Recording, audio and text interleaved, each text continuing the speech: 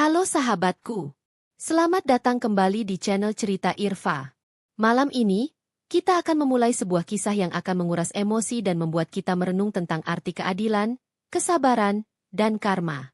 Bayangkan ini, di tengah guyuran hujan lebat yang menusuk tulang, ada seorang wanita yang diusir dari rumahnya sendiri oleh ibu mertuanya. Dia meringkuk di teras, basah kuyup, hanya ditemani suara gemuruh petir. Tapi siapa sangka? Fajar yang menyingsing keesokan paginya membawa kejutan yang sangat luar biasa, mengubah takdirnya 180 derajat. Penasaran siapa wanita malang ini? Siapa yang berani mengusirnya?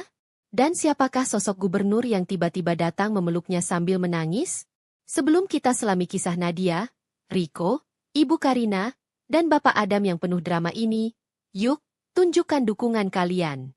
Jangan lupa untuk like video ini. Subscribe channel Cerita Irfa sekarang juga, dan komen di bawah ini, tuliskan nama, asal kota, dan ketik, hadir. Siap merasakan setiap tetes air mata dan setiap detik kebahagiaan Nadia? Kalau sudah siap, kita langsung mulai bab pertamanya. Ayo! Langit malam di atas kota itu tampak seperti kanvas hitam yang sobek, mengucurkan air tanpa ampun.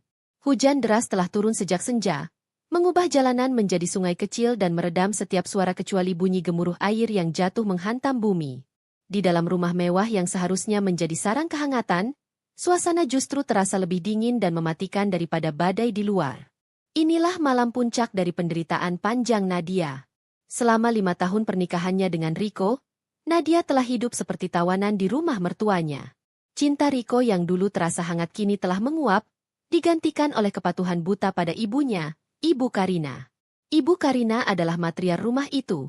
Seorang wanita parubaya dengan tatapan tajam dan lidah setajam sembilu.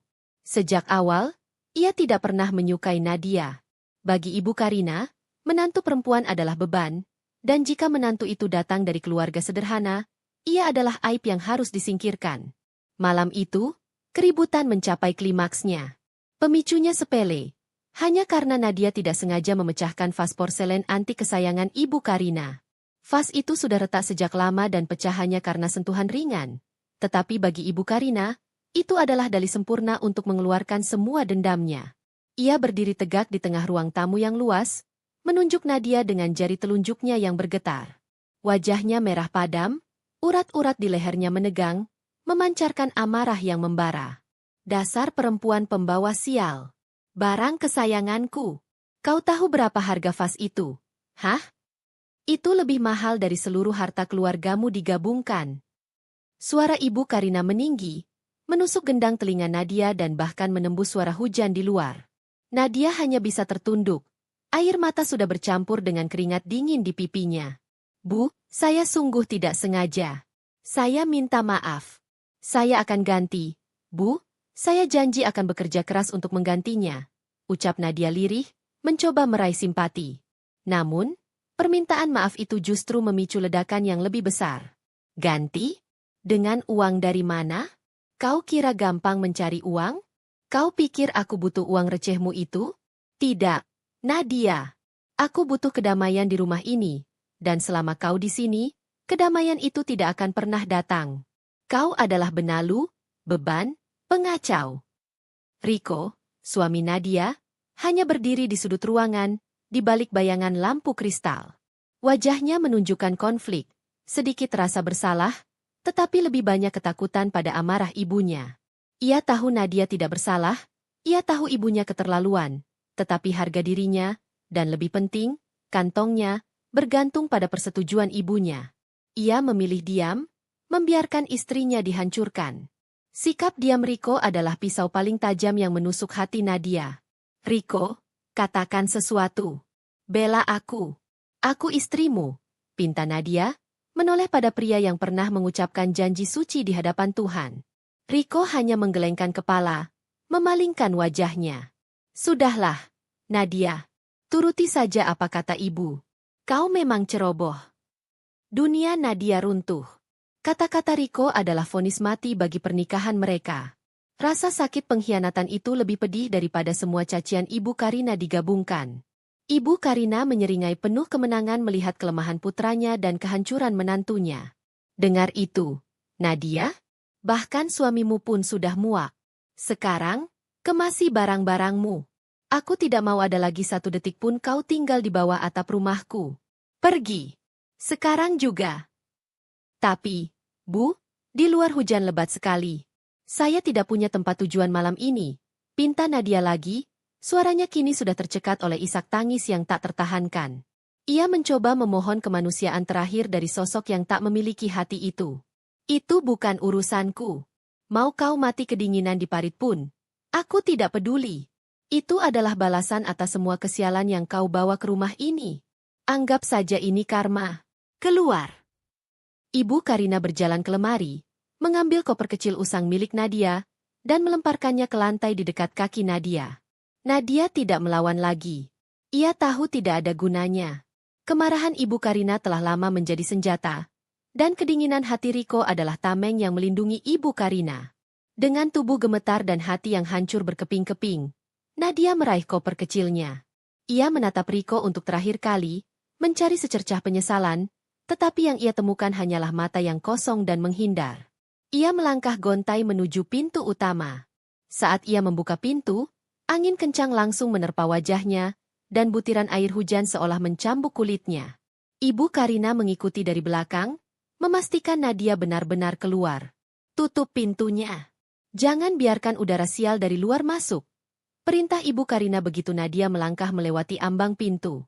Pintu besar itu dibanting dengan suara keras, diikuti dengan bunyi kunci ganda yang diputar. Nadia berdiri terpaku di teras batu yang licin. Di luar pagar, gelap gulita, dan hujan terasa seperti air terjun yang tak berhenti.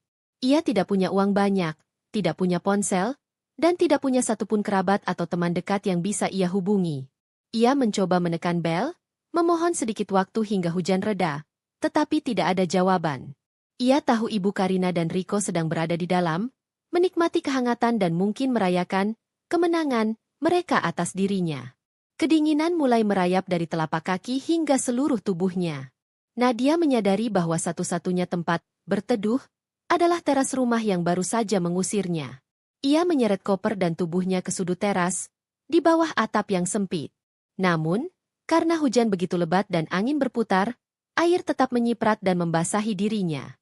Nadia duduk meringkuk di lantai teras yang dingin dan basah. Ia memeluk lututnya, berusaha menahan gigil. Pakaiannya yang tipis langsung basah kuyup, membuat dinginnya malah menusuk hingga ke tulang sumsum. Ia mulai batuk yang basah dan menyakitkan. Di tengah kesendirian dan penderitaannya, Nadia menangis. Ini bukan tangisan penyesalan, melainkan tangisan kelepasan dari kesakitan yang sudah lama ia tanggung. Ia merenungkan 5 tahun terakhirnya, betapa ia telah mencoba menjadi istri yang baik, menantu yang patuh, tetapi semua itu sia-sia. Ia telah memberikan hati dan hidupnya, hanya untuk dibuang seperti sampah. Waktu berlalu sangat lambat. Setiap tetes air hujan terasa seperti jarum yang menusuk kulitnya. Ia mencoba tidur, tetapi dingin yang menusuk dan suara gemuruh di langit membuatnya mustahil untuk memejamkan mata. Ia hanya bisa berdoa dan berharap fajar segera datang. Ia mulai merasa pusing dan mual. Demamnya naik. Dalam kondisi setengah sadar, ia melihat ke arah jendela ruang tamu.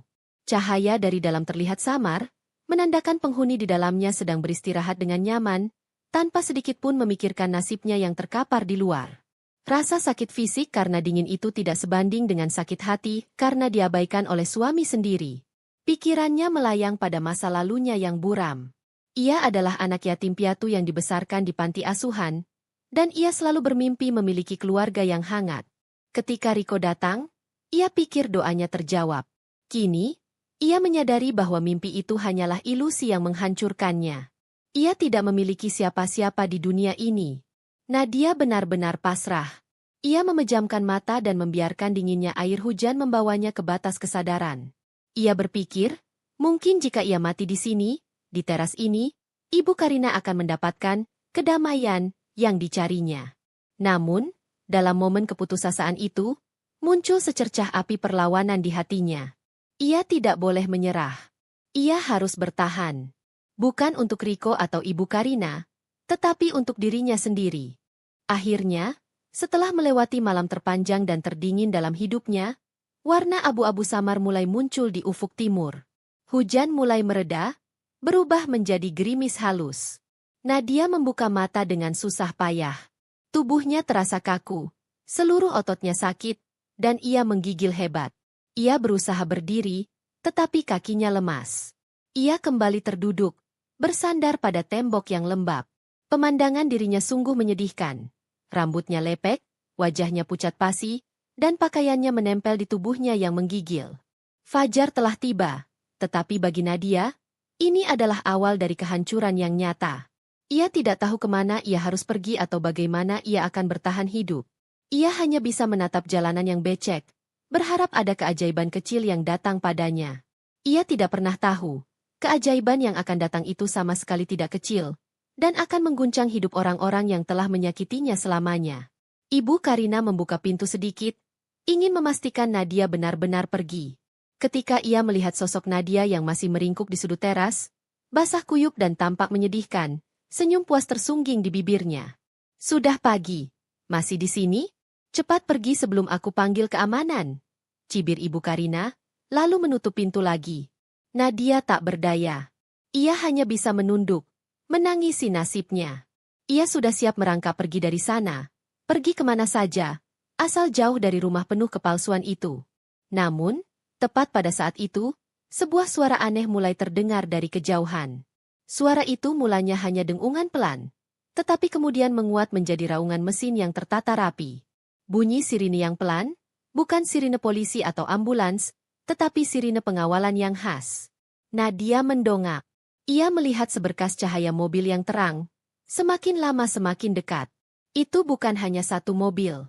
Tiba-tiba, dari belokan jalan, muncul sebuah konvoi mobil hitam mewah yang berkilauan, meskipun tertutup sisa air hujan.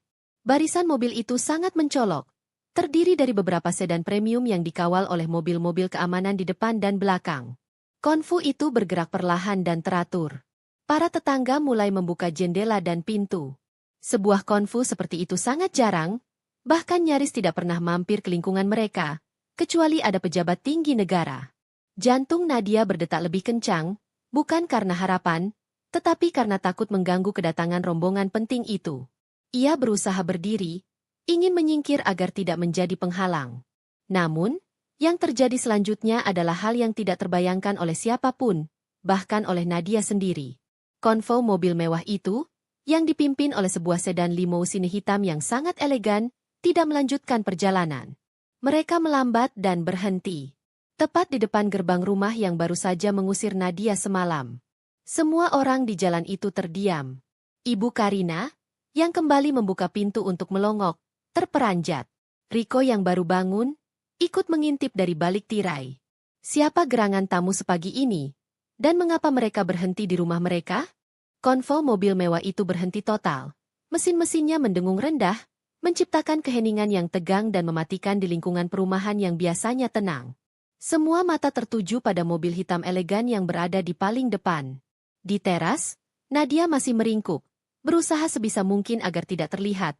Tubuhnya menggigil hebat, dan kesadarannya mulai memudar karena kedinginan. Ia mengira rombongan itu salah alamat atau hanya berhenti sebentar. Di dalam rumah, Ibu Karina dan Riko bergegas merapikan penampilan mereka, terperangkap antara rasa ingin tahu yang besar dan kecemasan. Mereka melihat sekilas dari balik tirai, mencoba mengidentifikasi siapa gerangan tamu sepagi ini yang membawa rombongan pengawal. Status sosial Ibu Karina yang tinggi membuatnya secara naluriah tahu bahwa orang yang datang ini pasti bukan orang sembarangan. Namun, yang paling membuatnya cemas adalah fakta bahwa Nadia, sosok yang baru saja ia caci maki dan usir, masih terkapar tak berdaya tepat di pintu gerbang rumahnya. Siapa mereka? Riko? Cepat lihat. Jangan-jangan itu kolega penting Bapak. Bisik Ibu Karina panik, suaranya kini tidak lagi mengandung arogansi, melainkan kegugupan. Ia buru-buru menyanggul rambutnya yang sedikit berantakan. Kenapa dia masih di sana? Sih? Dasar pembawa sial. Cepat, Riko, usir dia diam-diam sebelum mereka melihatnya. Riko juga cemas. Ia mengintip keluar dan melihat Nadia yang tampak seperti mayat hidup. Ia tahu jika tamu penting melihat pemandangan itu, reputasi mereka akan hancur. Dengan wajah kesal bercampur takut, Riko membuka pintu depan sedikit. Hei!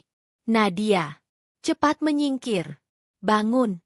Sana pergi, desis Riko tajam, nadanya penuh perintah, bukannya belas kasihan. Nadia mengangkat wajahnya yang pucat. Ia mencoba berdiri, tetapi kakinya gemetar dan ia jatuh kembali ke posisi semula. Ia terlalu lemah untuk bergerak. Aku tidak kuat, Riko. Suaranya serak dan hampir tak terdengar. Namun, sebelum Riko bisa mencibir lagi, pintu mobil limousine hitam yang di tengah terbuka. Keheningan yang ada seolah pecah oleh deru langkah kaki yang serempak. Dua orang pengawal berbadan tegap turun lebih dulu, berpakaian jas hitam rapi, dan langsung mengambil posisi waspada. Kemudian, dari mobil itu, muncul sosok yang membuat jantung Ibu Karina dan Riko langsung berhenti berdetak. Sosok itu adalah Bapak Adam. Bukan hanya sekadar orang kaya atau pengusaha ternama, melainkan Bapak Adam, gubernur provinsi tersebut. Wajahnya sering menghiasi layar televisi dan halaman depan surat kabar. Ia adalah salah satu pejabat paling berkuasa di wilayah itu, dikenal sebagai sosok yang tegas dan berintegritas. Ibu Karina menarik Riko ke dalam rumah dengan cepat, wajahnya kini pucat pasi, menahan napas. Gubernur? Kenapa gubernur datang ke rumah kita sepagi ini? Ada apa ini? Mana ku tahu, Bu. Apa Bapak membuat janji rahasia? Tapi kenapa tidak memberitahu kita? Riko benar-benar bingung. Keduanya hanya bisa bersembunyi di balik tirai, mengamati dari dalam. Sementara itu, Bapak Adam keluar dari mobilnya, mengenakan jas navy yang elegan. Raut wajahnya tegang, sorot matanya tajam, memancarkan aura wibawa sekaligus kegelisahan yang mendalam. Ia tidak memperhatikan rumah mewah di depannya, matanya langsung menyapu area teras dan pekarangan. Para tetangga yang berkerumun di balik pagar mereka kini mulai berbisik-bisik, bertanya-tanya mengapa seorang gubernur tiba-tiba berhenti di lingkungan mereka, apalagi dengan ekspresi wajah yang tampak sangat serius. Langkah Bapak Adam mantap, tetapi ketika matanya menemukan sosok Nadia yang meringkuk di sudut teras, langkahnya tiba-tiba terhenti. Ia melihat wanita muda itu, basah kuyup, menggigil tak terkontrol, wajahnya pucat pasi, dan matanya setengah terpejam karena menahan sakit. Ia melihat koper kecil yang tergeletak di sampingnya, jelas sekali menunjukkan bahwa wanita itu baru saja diusir. Reaksi Bapak Adam sangat dramatis. Awalnya, ia tampak terkejut, seolah baru saja melihat hantu dari masa lalu. Kemudian, sorot matanya berubah menjadi kemarahan yang membara, ditujukan pada pintu rumah mewah itu. Tetapi sedetik kemudian, kemarahan itu digantikan oleh rasa sakit dan duka yang mendalam. Wajah gubernur yang biasanya kaku dan berwibawa itu, kini menunjukkan kerapuhan yang luar biasa. Air mata tiba-tiba menggenang di matanya. Ya Tuhan! Nadia! Gumamnya, suaranya pecah, sebuah bisikan yang hanya bisa didengar oleh pengawal terdekat. Ia berlari. Ya, seorang gubernur berlari, tanpa memedulikan protokol atau penampilan, hanya fokus pada sosok yang terkapar di teras. Bapak Adam menerobos masuk ke halaman, melewati pagar tanpa ragu, dan langsung berlutut di samping Nadia. Nadia, yang sudah berada di ambang batas kesadaran, merasakan kehadiran seseorang yang hangat di sampingnya. Ia membuka mata sedikit. Di hadapannya, ada seorang pria berpakaian rapi, yang wajahnya terasa sangat familiar, namun ia tidak bisa mengingatnya dengan jelas. Nadia! Ya Tuhan, ini benar-benar kamu? Suara Bapak Adam bergetar. Ia tidak peduli jas mahal yang ia kenakan kini kotor dan basah karena lantai teras yang becek. Tanpa ragu, Bapak Adam segera menarik Nadia ke dalam pelukannya. Pelukan itu kuat, hangat, dan penuh kasih sayang. Sebuah kehangatan yang sudah lama tidak dirasakan Nadia sejak ia menikah dengan Riko. Kenapa kamu bisa begini? Kenapa mereka melakukan ini padamu? Aku sudah terlambat, tapi aku datang, Nadia, aku datang. Bapak Adam memeluknya erat-erat, seolah takut Nadia akan menghilang. Air mata yang sudah menggenang di mata Bapak Adam akhirnya tumpah ruah. Seorang gubernur, sosok yang sangat disegani, kini menangis terseduh-seduh di teras rumah orang lain, memeluk seorang wanita yang tampak seperti gelandangan. Pemandangan ini sungguh menggemparkan, bukan hanya bagi para tetangga, tetapi juga bagi Ibu Karina dan Riko yang menyaksikan dari balik tirai. Di dalam rumah, Ibu Karina mencengkeram lengan Riko dengan keras, kukunya menancap di kulit putranya. Apa-apaan ini? Kenapa gubernur memeluk perempuan itu? Siapa dia? Jangan-jangan dia selingkuhan gubernur? Bisik Ibu Karina, mencoba mencari penjelasan logis yang sesuai dengan sifatnya yang selalu berpikiran buruk. Mana mungkin, Bu? Gaya Bapak Adam itu bukan gaya orang selingkuh. Itu seperti keluarga. Sahut Rico. Suaranya dipenuhi ketakutan yang kini mulai bercampur dengan rasa bersalah yang menusuk. Ia melihat istrinya, yang semalam ia abaikan, kini dipeluk oleh orang nomor 1 di provinsi itu. Kembali ke teras, Nadia yang dipeluk itu terbatuk-batuk hebat, napasnya tersengal.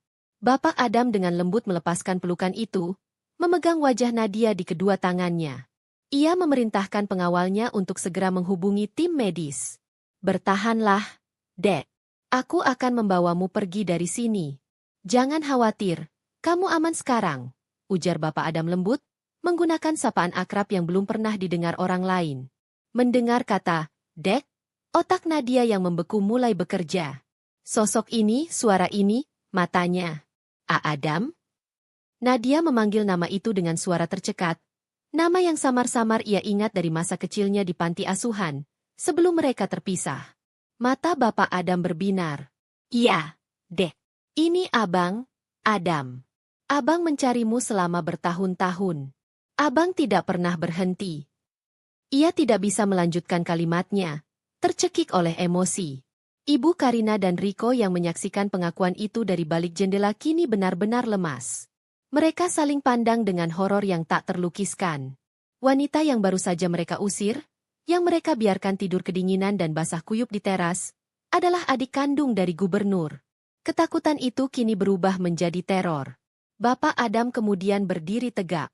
Wajahnya yang sebelumnya dipenuhi kesedihan kini kembali menjadi wajah seorang pemimpin yang murka. Ia menatap tajam ke arah pintu rumah, tempat ia yakin Ibu Karina dan Rico bersembunyi. Keluar!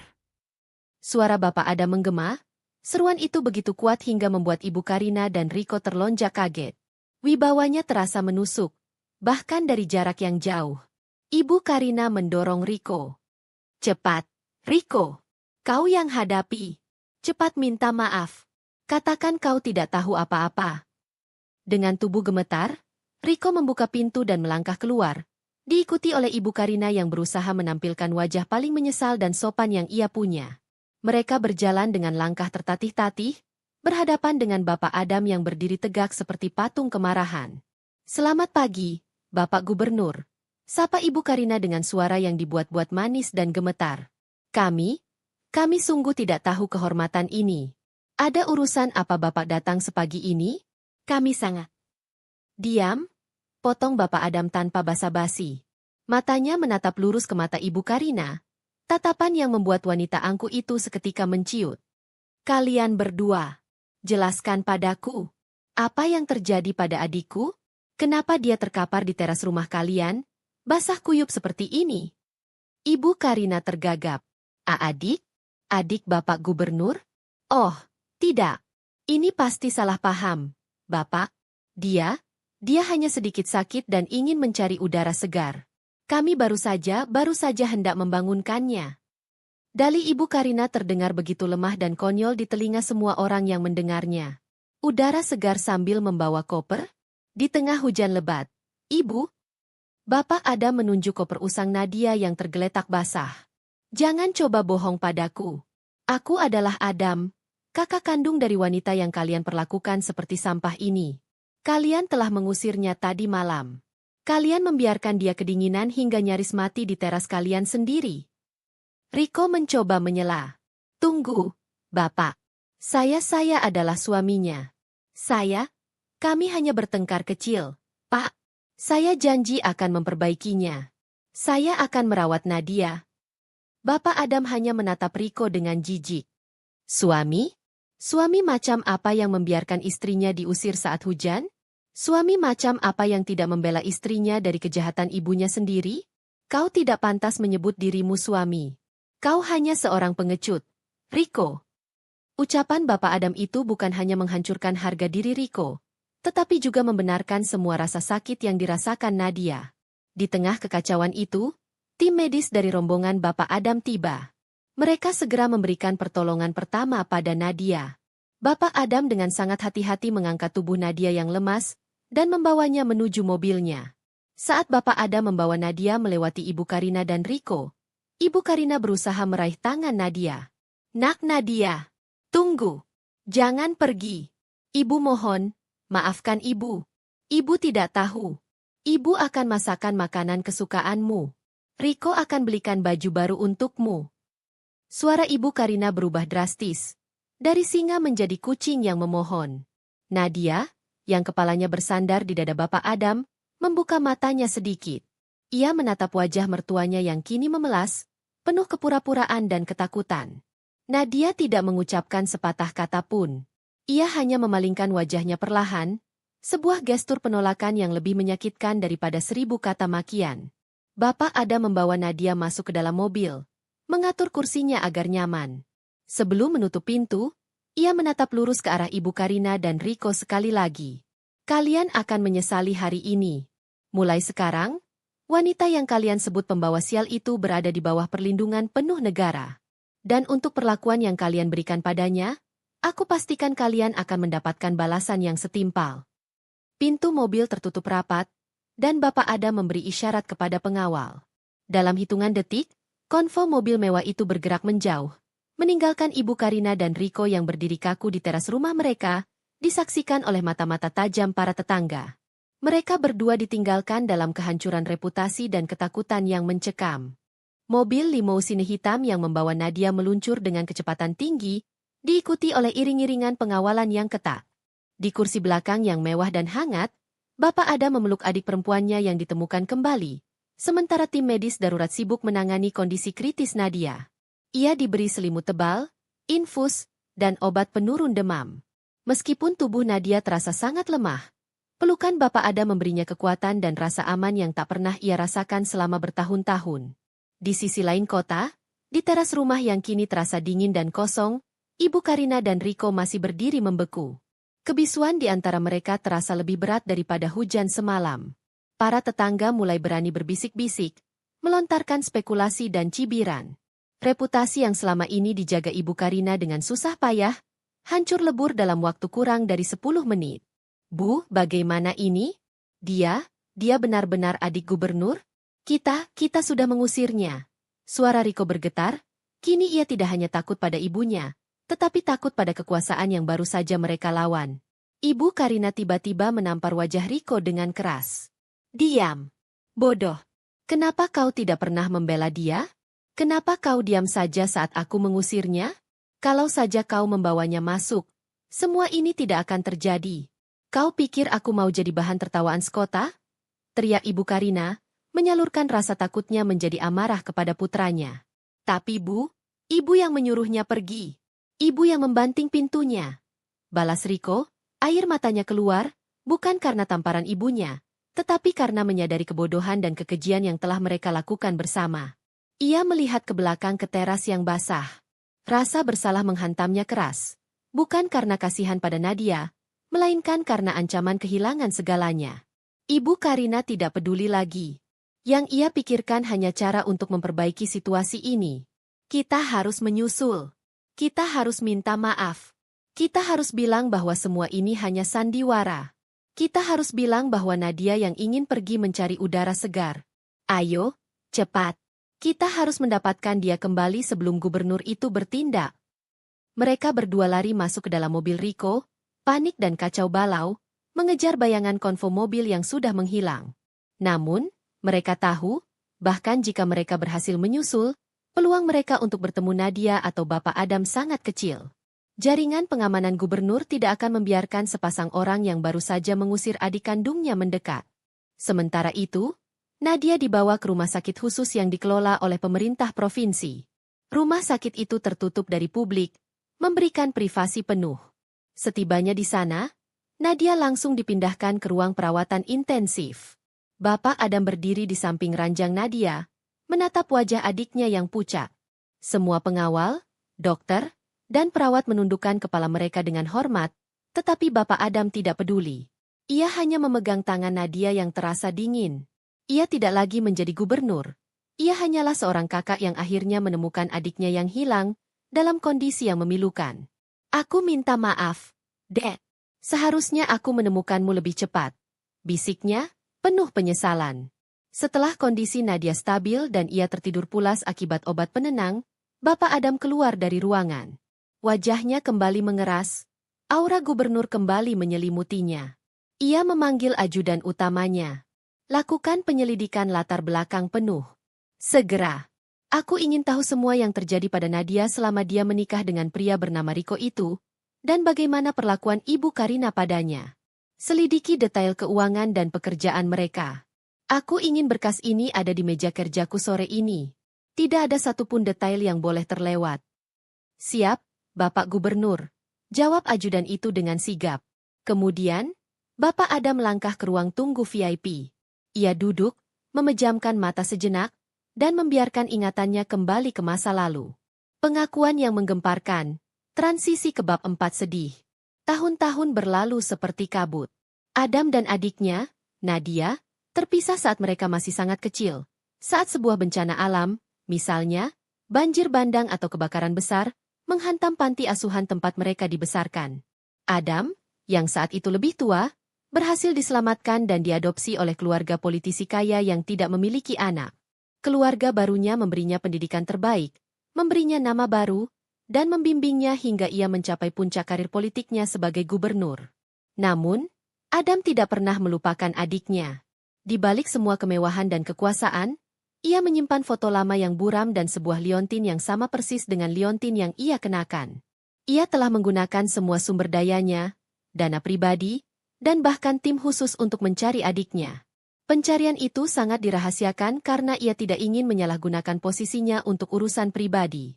Pagi itu, konvo Bapak Adam sebenarnya sedang menuju pertemuan penting di balai kota.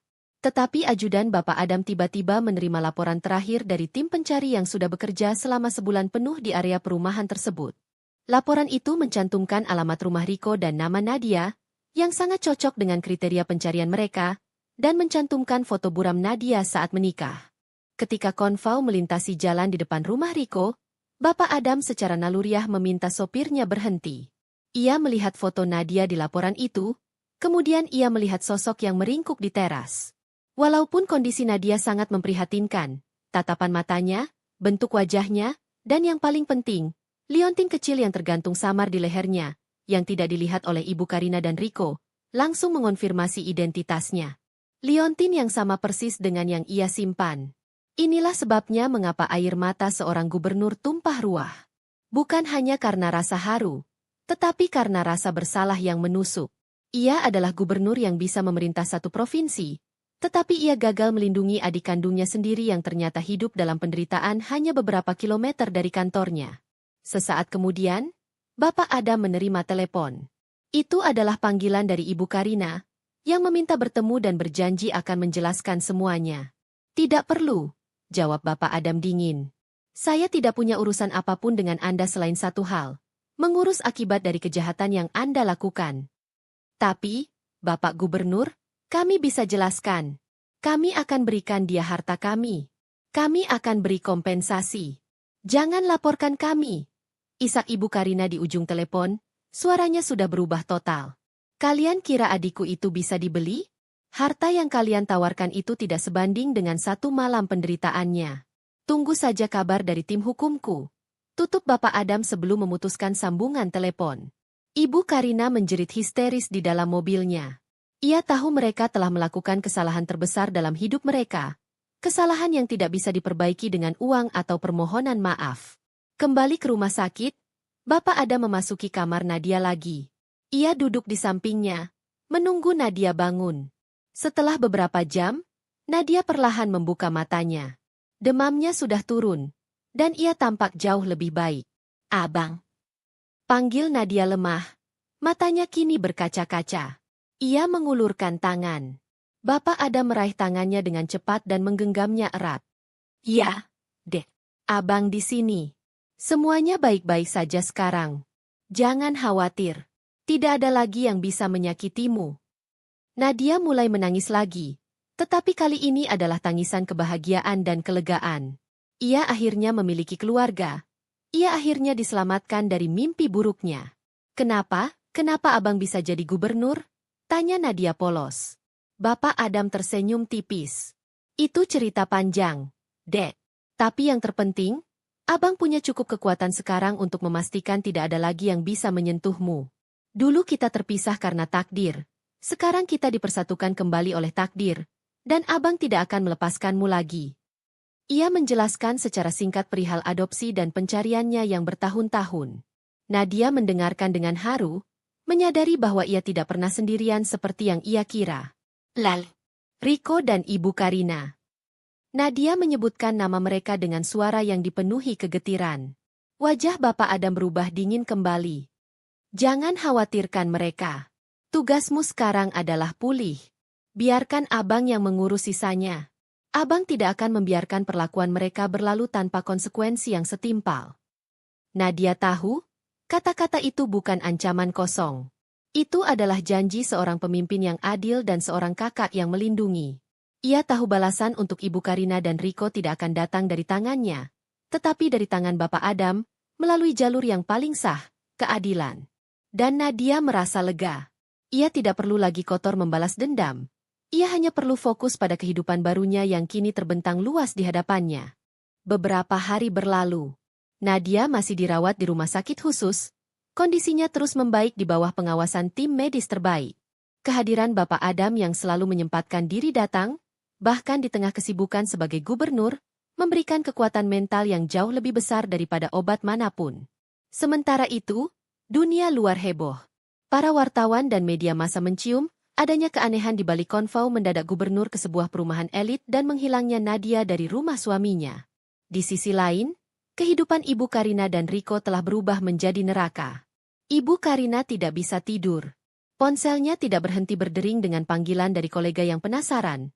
Dan setiap kali ia keluar rumah, tatapan tetangga terasa seperti ribuan jarum yang menusuk. Mereka telah diisolasi secara sosial. Tetapi yang paling menakutkan adalah keheningan dari pihak Bapak Adam. Keheningan itu terasa seperti badai yang sedang mengumpulkan kekuatannya. Kenapa tidak ada kabar apa-apa? Riko? Kenapa tidak ada surat panggilan?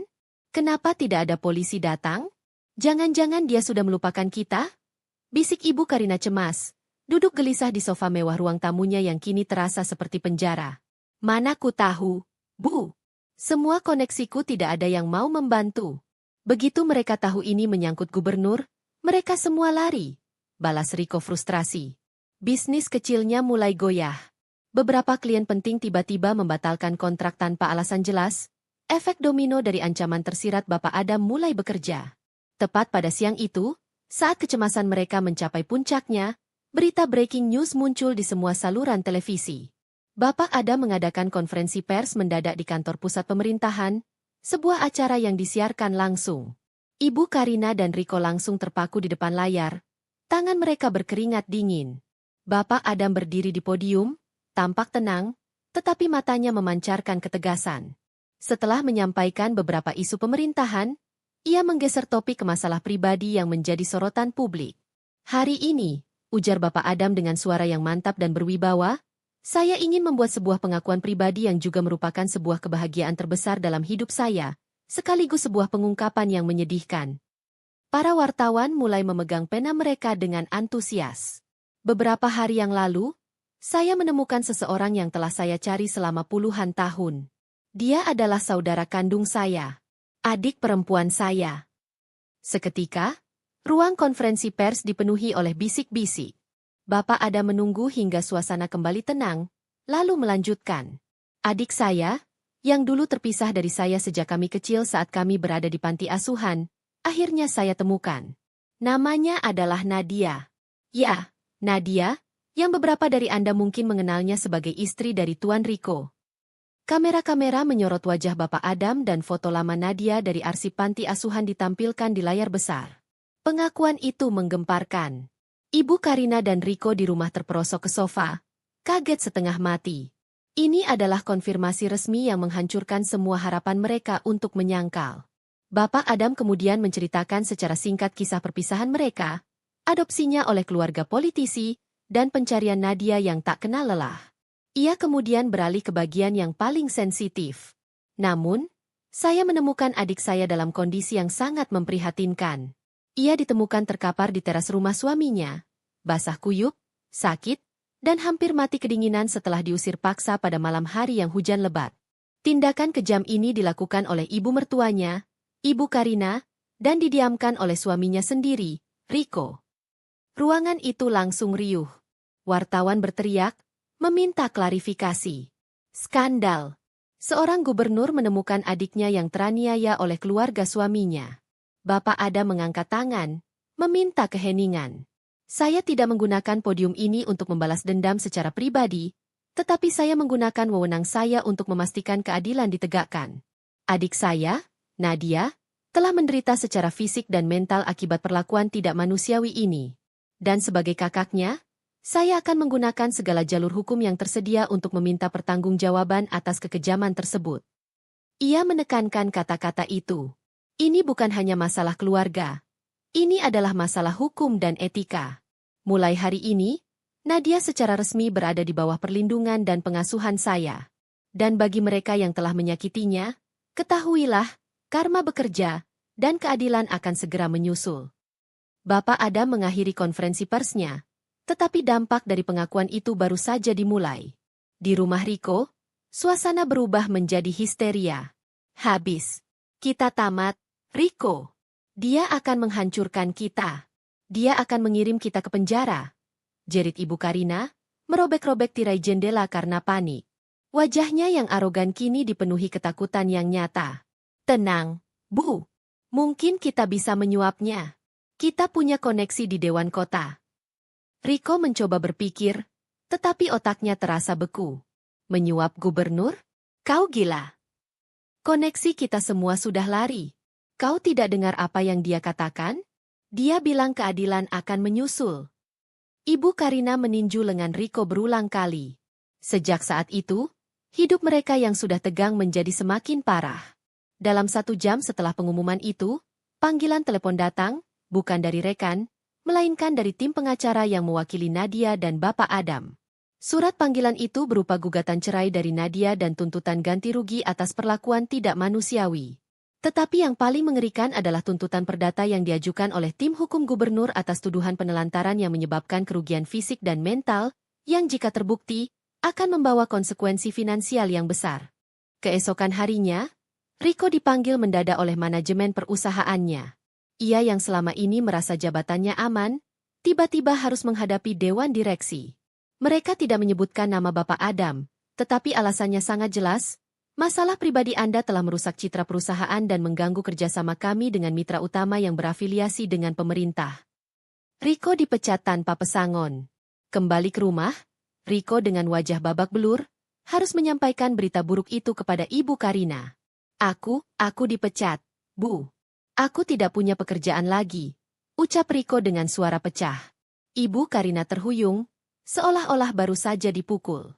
Kekayaan mereka berasal dari pekerjaan Rico dan tunjangan pensiun Bapak Rico yang bergantung pada reputasi.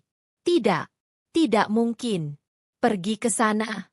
Moho, kau harus berlutut di depan Nadia. Cepat. Kita harus memintanya kembali. Jika dia kembali, kita selamat. Perintah Ibu Karina. Pikirannya mulai tidak waras karena tekanan. Ia sudah tidak peduli lagi dengan harga dirinya. Ia hanya ingin menyelamatkan asetnya. Namun, nasib tidak berpihak pada mereka. Ketika mereka mencoba pergi ke rumah sakit khusus tempat Nadia dirawat, mereka dihadang oleh pengawal keamanan yang tegas dan sopan. Mohon maaf, Anda tidak diizinkan masuk. Nona Nadia tidak ingin bertemu dengan Anda, kata kepala pengawal. Tapi saya suaminya. Saya ingin meminta maaf. Saya bawa bunga. Rico memohon. Air matanya menetes. Tangisan kelemahan, bukan penyesalan sejati. Nona Nadia meminta kami menyampaikan pesan ini. Setelah semua yang terjadi, ia telah memutuskan untuk pergi. Ia telah menemukan keluarga sejatinya, dan ia meminta Anda tidak lagi mengganggu hidupnya.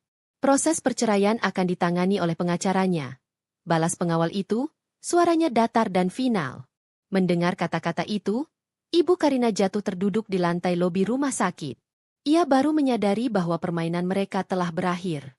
Semua kekuasaan, kekayaan, dan harga diri yang mereka miliki tidak ada artinya di hadapan keadilan dan perlindungan seorang gubernur. Mereka kembali ke rumah, yang kini terasa hampa. Di tengah kesunyian itu, Ibu Karina merasakan sakit yang menusuk di dadanya. Pukulan emosional ini terlalu berat. Ia terbatuk-batuk, dan napasnya mulai tersengal. Kanker yang selama ini disembunyikannya, yang baru Nadia ketahui secara samar, kini menunjukkan gejala yang parah karena tekanan mental yang luar biasa. Rico panik. Ia tidak tahu harus berbuat apa. Di hari yang sama, mereka kehilangan pekerjaan, kehilangan Nadia, yang berarti kehilangan perlindungan tak terduga, dan kini Ibu Karina jatuh sakit. Malam itu, mereka duduk dalam kegelapan, hanya diterangi oleh lampu jalanan. Mereka tidak punya rencana, tidak punya solusi. Hanya ada bayangan pahit dari wajah Nadia yang basah kuyup di teras dan wajah Bapak Adam yang murka. Mereka telah menerima vonis, bukan dari pengadilan, tetapi dari konsekuensi perbuatan mereka sendiri. Hari itu adalah hari yang ditetapkan untuk kepindahan Nadia dari rumah sakit dan dimulainya kehidupan barunya. Meskipun secara fisik ia sudah pulih, luka di hatinya masih membutuhkan waktu untuk sembuh. Kamar VIP itu terasa damai dan aman. Jauh berbeda dari teras dingin tempat ia meringkuk beberapa hari sebelumnya. Bapak Adam telah mengatur segalanya, mulai dari perabotan hingga tim pendamping profesional yang akan membantunya beradaptasi. Pagi itu, Nadia didampingi oleh Bapak Adam yang tampak sangat bahagia namun serius. Mereka berdua duduk di sofa, membahas langkah-langkah ke depan. Bapak Adam menjelaskan bahwa ia telah membeli sebuah rumah kecil yang indah di lingkungan yang sangat terjamin keamanannya, bukan hanya untuk tempat tinggal Nadia, tetapi juga sebagai ruang pribadinya untuk memulai kembali. Rumah ini atas namamu, Dek. Abang hanya ingin memastikan kamu punya tempat yang benar-benar kamu sebut milikmu sendiri. Tidak ada lagi yang bisa mengusirmu, kata Bapak Adam lembut, menyerahkan kunci dan sertifikat rumah kepada Nadia. Air mata Nadia menetes. Ini bukan tentang kemewahan, tetapi tentang pengakuan dan martabat. Terima kasih, Abang. Aku bahkan tidak tahu harus membalas kebaikan Abang bagaimana. Kamu tidak perlu membalas apa-apa, Dek. Kehadiranmu di hidup Abang sudah lebih dari cukup. Sekarang, ada satu hal lagi yang harus kita hadapi sebelum kita benar-benar menutup pintu masa lalu. Wajah Bapak Adam berubah tegang. Pengacaramu meminta Abang menemanimu sebentar. Menemui Rico di sini. Dia memohon kesempatan terakhir untuk bicara. Hanya sebentar. Setelah itu, tidak ada lagi kontak. Hati Nadia mencelos. Ia tidak ingin melihat wajah Rico lagi. Wajah yang mewakili pengkhianatan dan kelemahan. Namun, ia tahu ia harus menghadapinya untuk mendapatkan penutupan yang sesungguhnya. Ia harus menunjukkan bahwa wanita yang dulu lemah telah tiada, digantikan oleh wanita yang berharga dan memiliki dukungan kuat. Baik, Abang. Aku akan menghadapinya. Untuk terakhir kalinya. Jawab Nadia mantap. Tidak lama kemudian, Rico tiba di rumah sakit, ditemani oleh pengawal Bapak Adam yang bertindak sebagai pengawas. Rico terlihat sangat berbeda. Pakaiannya kusut, matanya bengkak, dan aura percaya dirinya telah hilang sepenuhnya. Ia tampak seperti seorang pria yang telah kehilangan segalanya dalam semalam. Ibu Karina tidak diizinkan ikut. Nadia menolaknya mentah-mentah. Rico memasuki ruangan. Ia melihat Nadia duduk di samping Bapak Adam, yang berdiri tegak, memancarkan perlindungan tak terbantahkan. Rico menelan ludah. Ia mencoba tersenyum. Tetapi yang keluar hanyalah ekspresi yang menyedihkan. Nadia. Sayang, Rico memulai. Suaranya parau, melangkah maju. Bapak Adam segera mengambil langkah, memotong jarak antara mereka. Jaga jarakmu. Jangan gunakan kata-kata yang tidak pantas. Bicaralah dengan cepat dan jujur. Rico tersentak, tetapi ia tahu ia tidak punya pilihan selain mematuhi.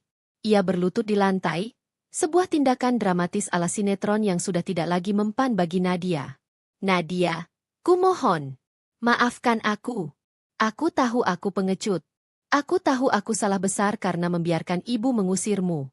Aku bersumpah, aku akan berubah. Aku akan melawan ibu. Aku akan menceraikanmu lalu menikahimu lagi secara pribadi. Aku akan beli rumah baru untuk kita. Aku akan mengembalikan semua yang telah kita hilangkan. Kumohon, kembalilah padaku. Sayang, aku tidak bisa hidup tanpamu. Ratap Rico, tangisnya terdengar tulus, tetapi motifnya sangat jelas. Ia ingin kembali pada kehidupan yang aman, yang kini terancam oleh kemurkaan Bapak Adam. Nadia menatap Rico dengan tatapan yang tenang, tetapi dingin. Tidak ada lagi cinta, hanya ada rasa iba dan jijik. Ia menunggu hingga Riko selesai meratap. Kau tidak bisa hidup tanpaku, Riko? Tanya Nadia tenang. Tadi malam, kau membiarkanku tidur basah kuyup di teras. Kau membiarkanku hampir mati. Kau tidur nyenyak di dalam sana, sementara aku menggigil di luar. Lalu kau bilang kau tidak bisa hidup tanpaku. Air mata Nadia menetes, bukan karena sakit hati lagi, tetapi karena menyadari betapa bodohnya ia telah mencintai pria seperti itu. Kau tidak butuh aku, Riko. Kau butuh perlindungan. Kau butuh kemudahan finansial. Kau butuh seseorang untuk disalahkan. Dulu itu aku, sekarang kau takut akan konsekuensi dari abangku. Lanjut Nadia, suaranya sedikit meninggi. Bapak Adam hanya berdiri diam, membiarkan adiknya meluapkan semua yang ada di hatinya, memberinya kekuatan hanya melalui kehadiran fisik. Aku membiarkanmu pergi semalam, Riko. Aku membiarkanmu memilih Ibu Karina daripada istrimu. Dan sekarang, aku mengambil keputusan final. Aku tidak akan kembali padamu. Aku tidak mencintaimu lagi. Riko mencoba meraih tangan Nadia, tetapi Bapak Adam dengan cepat menepisnya. Jangan sentuh dia, perintah Bapak Adam tajam. Tolong, Bapak Gubernur, beri kami kesempatan. Saya janji akan membahagiakan Nadia. Riko kini beralih memohon pada Bapak Adam, wajahnya penuh keputusasaan. Bapak Adam menatap Riko dengan tatapan tajam yang menusuk. Kau terlambat, Riko. Kesempatan itu kau buang saat kau membiarkan adikku diusir di tengah hujan. Kau tidak punya hati nurani, kau hanya punya kepentingan. Adikku telah menderita 5 tahun di bawah pengawasanmu yang pengecut. Tidak ada pengembalian. Dan satu hal lagi, jangan pernah coba-coba mengganggu hidupnya lagi. Jika kau melakukannya, kau tidak akan berhadapan dengan pengacaraku, tapi dengan semua kekuatan hukum dan perlindungan yang kumiliki. Ancaman itu final. Ancaman itu mutlak. Nadia kemudian menatap Riko sekali lagi. Proses cerai akan segera selesai. Jangan pernah datang mencariku lagi. Aku telah memilih pergi. Selamat tinggal, Riko. Riko tersungkur. Ia tahu ini adalah akhir. Akhir dari pernikahannya, akhir dari pekerjaannya, dan mungkin awal dari kehancurannya. Ia diantar keluar ruangan dengan paksa, meninggalkan ruangan itu dengan kesunyian yang mencekam. Setelah Riko pergi, Nadia bersandar pada Bapak Adam. Ia lega. Beban berat di pundaknya kini terangkat. Sudah selesai, Dad. Sudah selesai, bisik Bapak Adam sambil memeluknya. Setelah itu, Nadia dan Bapak Adam meninggalkan rumah sakit. Mereka pergi menuju rumah barunya. Sebuah perjalanan yang melambangkan transisi total dari gelap menuju terang. Rumah itu indah, bergaya modern minimalis dengan taman yang asri. Ini adalah tempat di mana Nadia dapat bernapas lega. Kepindahan Nadia juga disertai dengan pengenalan pada staf baru, seorang asisten pribadi yang ramah, dan seorang koki yang siap menyiapkan makanan sehat. Bapak Adam ingin memastikan adiknya tidak perlu melakukan pekerjaan berat apapun.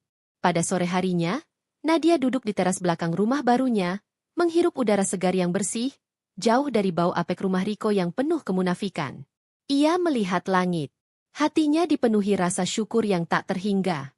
Namun, ia tahu, cerita ini belum selesai. Bapak Adam telah berjanji untuk menegakkan keadilan. Nadia tidak perlu memikirkan rencana balas dendam. Ia hanya perlu fokus pada pemulihan dirinya.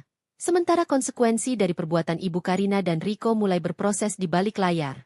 Ia telah membuat keputusan untuk pergi, dan keputusan itu adalah langkah pertama menuju balasan yang paling setimpal. Kehidupan barunya yang bahagia, sementara mantan keluarganya hancur karena keserakahan mereka sendiri. 3 bulan berlalu sejak Nadia melangkah keluar dari bayangan rumah Riko dan Ibu Karina. Perubahan dalam hidupnya begitu drastis, nyaris seperti dongeng. Ia tidak lagi menjadi wanita yang rapuh dan teraniaya, melainkan sosok yang perlahan menemukan kembali martabat dan kekuatannya. Rumah barunya yang sunyi dan damai menjadi benteng perlindungannya, tempat ia menjalani pemulihan fisik dan mental. Di bawah perawatan tim profesional yang disediakan Bapak Adam, kondisi fisik Nadia pulih sepenuhnya. Batuk dan demamnya hilang, dan berat badannya kembali normal. Namun, perubahan yang paling menonjol adalah pada jiwanya. Dukungan tanpa syarat dari Bapak Adam telah menumbuhkan kembali kepercayaan diri yang sempat dihancurkan oleh perlakuan Ibu Karina dan kelemahan Rico. Bapak Adam tidak hanya memberinya kemewahan materi, tetapi yang lebih penting, ia memberinya tujuan. Ia memperkenalkan Nadia pada dunia kerja sosial. Bapak Adam adalah pendiri Yayasan Pendidikan dan Kesejahteraan Anak Yatim, dan ia ingin Nadia mengambil peran aktif di sana. Ini adalah tempat di mana kamu berasal, Dek, kata Bapak Adam suatu sore, saat mereka duduk di kantor yayasan.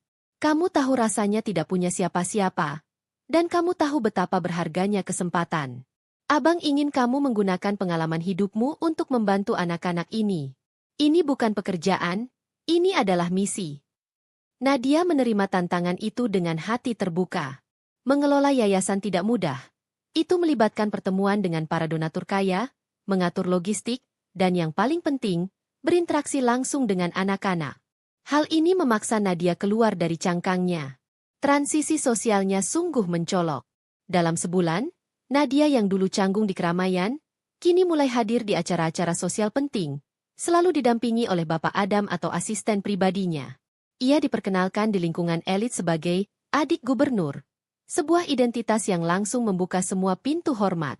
Nadia belajar untuk berinteraksi dengan para istri pejabat, pengusaha wanita, dan tokoh-tokoh berpengaruh. Awalnya, ia merasa seperti penipu di tengah lautan kemewahan. Ia masih ingat jelas saat Ibu Karina mencibir pakaian dan asal-usulnya. Tetapi kini, orang-orang itu justru berebut ingin mengajaknya berdialog, berharap mendapatkan koneksi dengan Bapak Adam. Bapak Adam mengajarinya, jangan pernah rendah diri, Dek. Kekuatanmu bukan pada jabatan abang, tapi pada ketulusan hatimu dan kisah hidupmu. Orang-orang ini menghormati kekuasaan. Gunakan itu untuk kebaikan, dan jangan biarkan mereka menggunakanmu. Nadia mulai mempraktikkan pelajaran itu. Ia belajar berbicara tegas, tetapi lembut, menunjukkan keanggunan yang ia miliki jauh sebelum ia menjadi korban penganiayaan. Ia memakai pakaian yang elegan, tetapi tatapan matanya tetap memancarkan kehangatan dan empati yang hilang dari banyak orang di lingkaran sosial itu. Suatu malam, Nadia menghadiri sebuah acara amal besar yang dipimpin oleh Bapak Adam. Ia terlihat menawan dalam gaun malam yang sederhana namun berkelas. Ia tidak lagi tersembunyi. Saat ia berbicara di atas panggung mengenai visi yayasannya, suaranya terdengar jelas dan penuh gairah. Tepuk tangan riuh menyambut pidatonya. Di antara kerumunan tamu undangan, ada beberapa mantan kolega Rico dan bahkan teman-teman lama Ibu Karina. Mereka semua melihat Nadia berdiri di samping gubernur, bersinar dengan kepercayaan diri. Mereka yang dulu mungkin pernah mendengar atau bahkan ikut mencibir Nadia diam-diam, kini menatapnya dengan rasa hormat bercampur ketakutan. Mereka menyadari betapa bodohnya mereka pernah meremehkan wanita itu. Sementara Nadia naik, di tempat lain, kehidupan Rico dan Ibu Karina terus merosot tajam. Rico tidak kunjung mendapatkan pekerjaan. Reputasi buruk yang diciptakan oleh pengakuan Bapak Adam di konferensi pers telah menyebar ke seluruh lingkaran bisnis. Tidak ada perusahaan ternama yang berani mengambil risiko mempekerjakan mantan suami adik gubernur yang tengah bermasalah hukum. Mereka takut asosiasi itu akan mendatangkan masalah. Ibu Karina berusaha menjual beberapa perhiasannya yang mahal, tetapi rasa sakit di dadanya semakin parah. Kanker yang dideritanya semakin agresif akibat stres berat. Mereka harus sering bolak-balik rumah sakit, tetapi tanpa penghasilan Rico, tagihan rumah sakit mulai menumpuk. Ibu Karina semakin sering menyalahkan Rico. Semua ini salahmu. Kau tidak bisa melawan ibumu. Kau tidak bisa mempertahankan istrimu. Kau tidak bisa mendapatkan pekerjaan. Kau anak tidak berguna, teriak Ibu Karina, suaranya parau karena sakit dan amarah. Rico yang tertekan dan frustrasi, kini balik menyerang ibunya. Bagaimana mungkin aku bisa melawannya? Bu, semua aset ini atas nama bapak dan ibu. Aku tidak punya apa-apa. Dan kalau bukan karena keangkuhan ibu yang mengusir Nadia saat hujan, kita tidak akan berada di posisi ini. Ibu yang memulainya. Hubungan antara ibu dan anak itu hancur. Mereka hidup di bawah satu atap mewah yang penuh dengan kebencian dan penyesalan.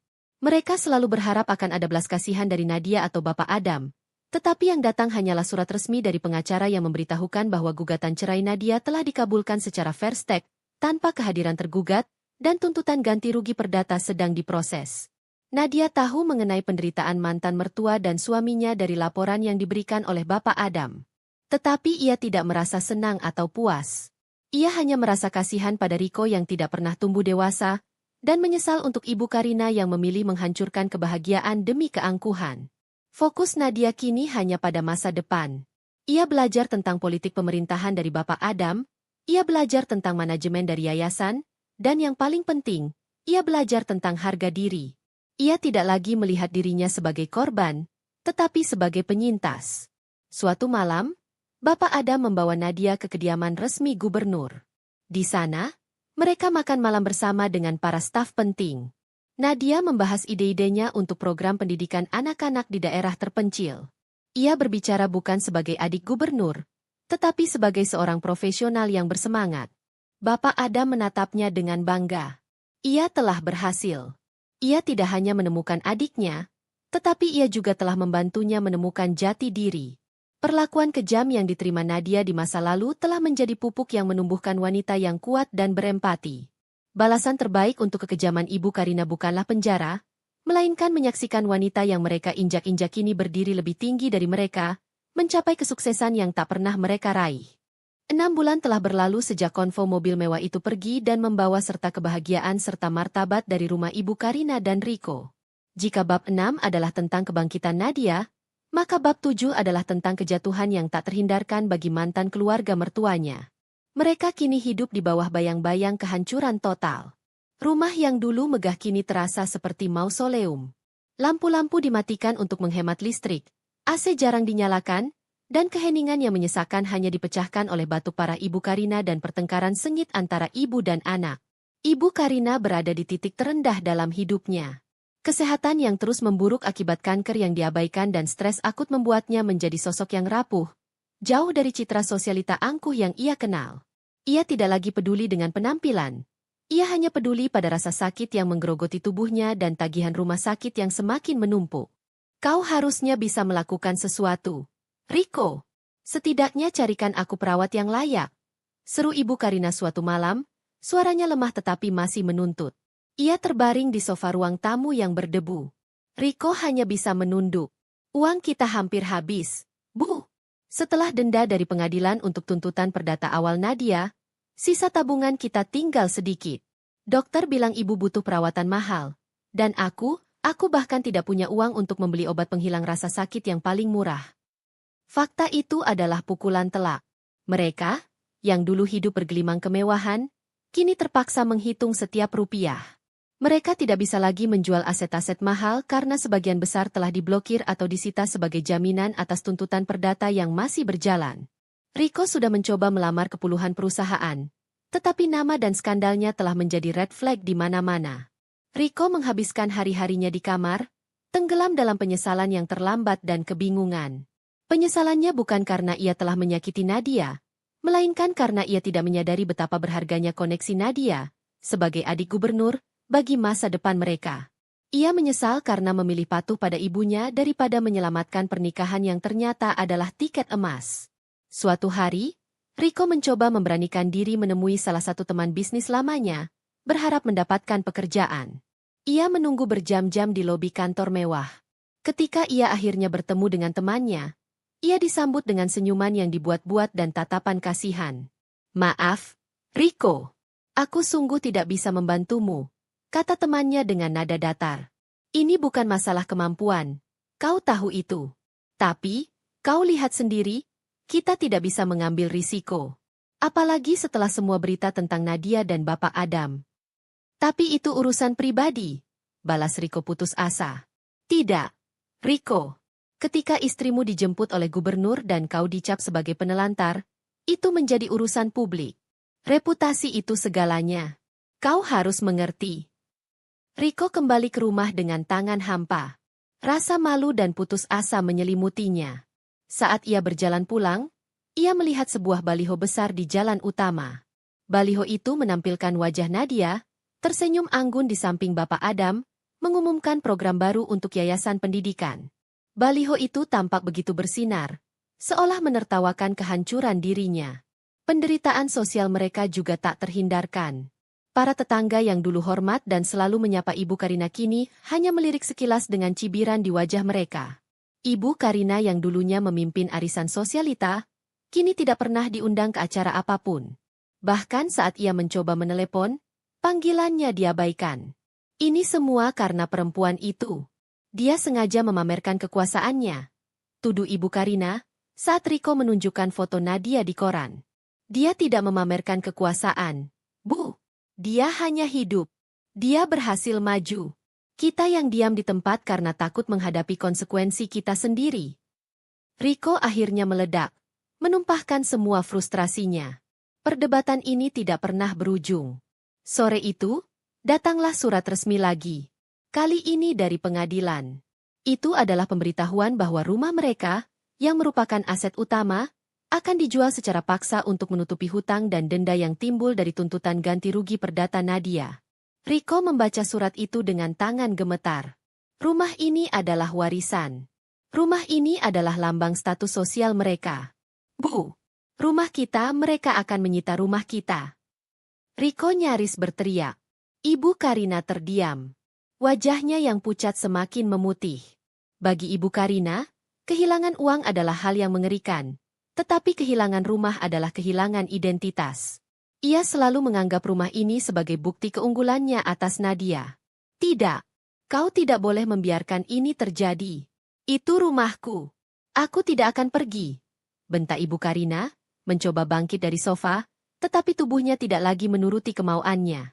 Ia jatuh kembali, dadanya terasa sangat sesak. Riko mendekat.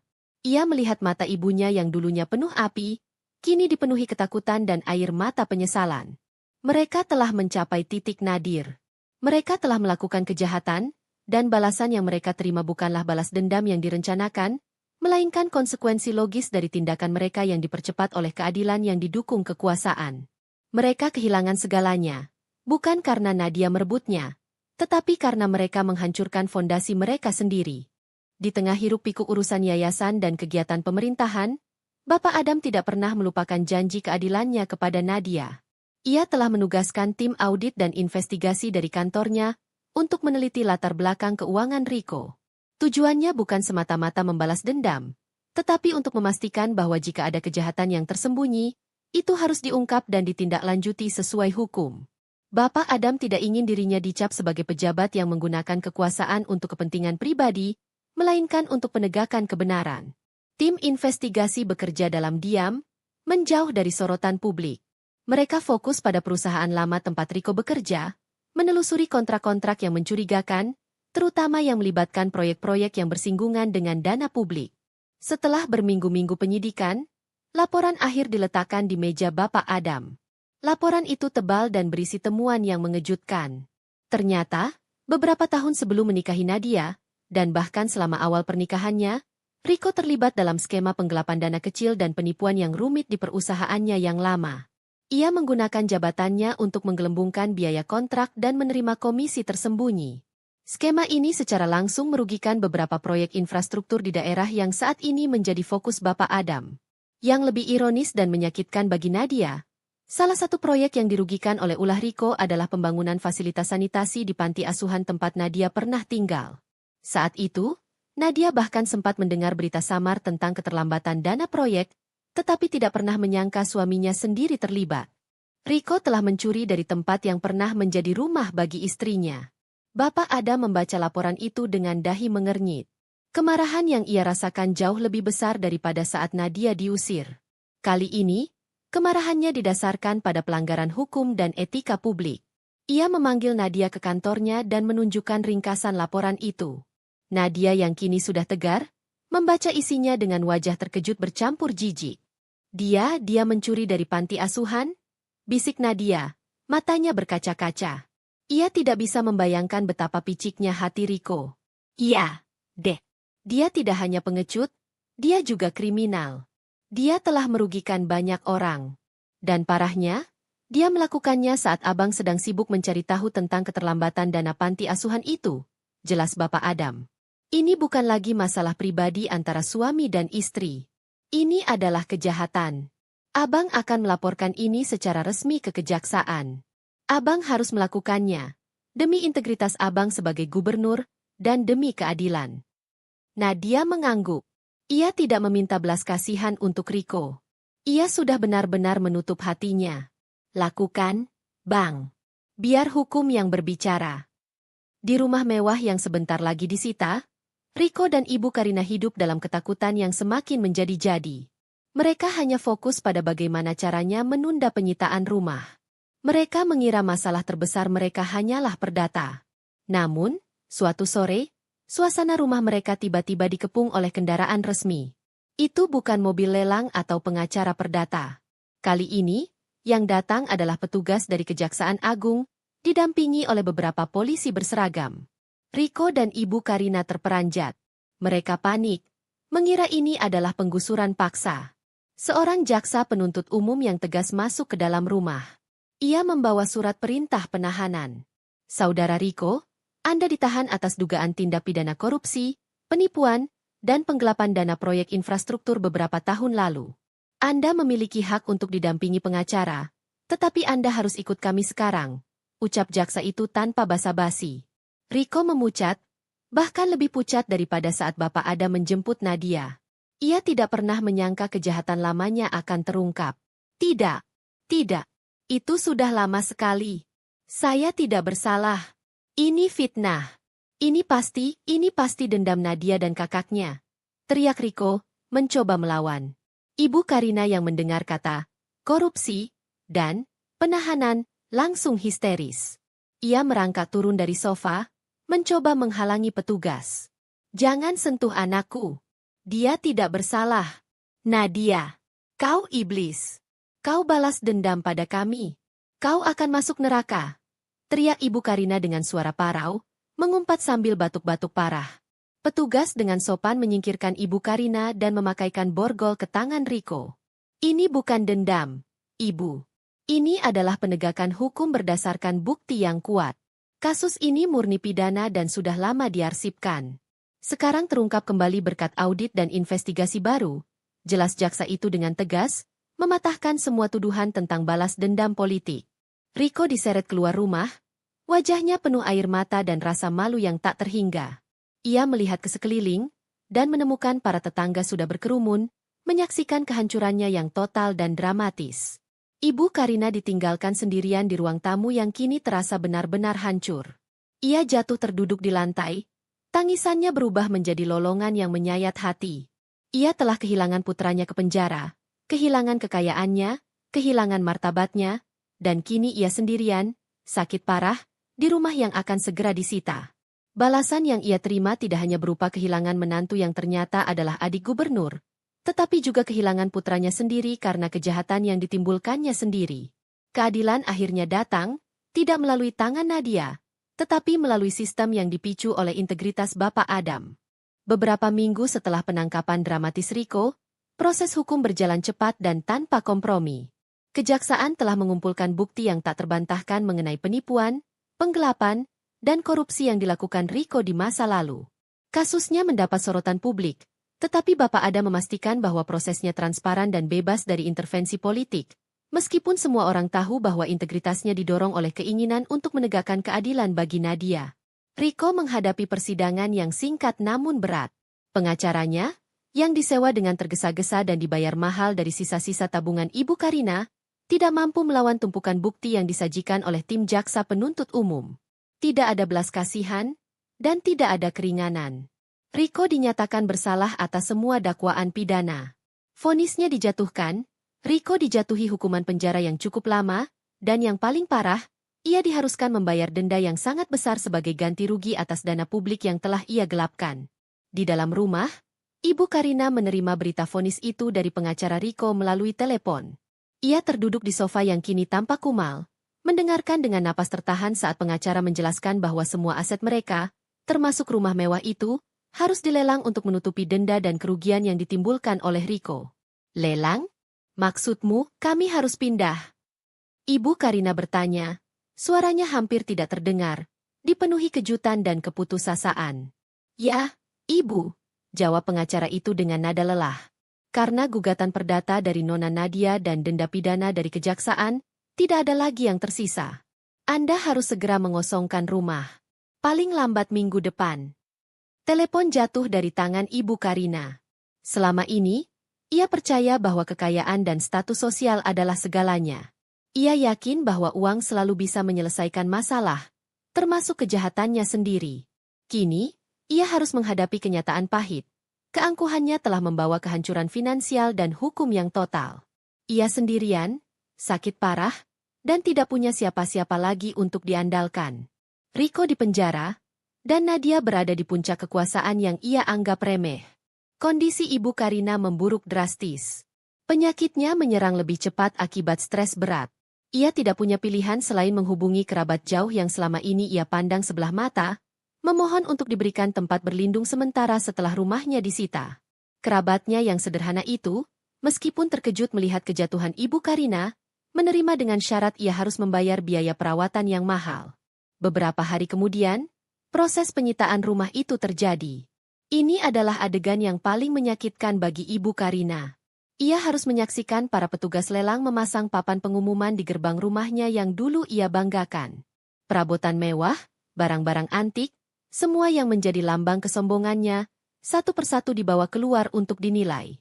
Ibu Karina hanya bisa duduk di kursi roda yang dipinjamkan oleh tetangga lama, yang kini memperlakukannya dengan kasihan yang menghina, menyaksikan semua kenangan kejayaan dan kekejamannya ikut terangkut. Para tetangga berkerumunan, bukan dengan cibiran, melainkan dengan tatapan iba.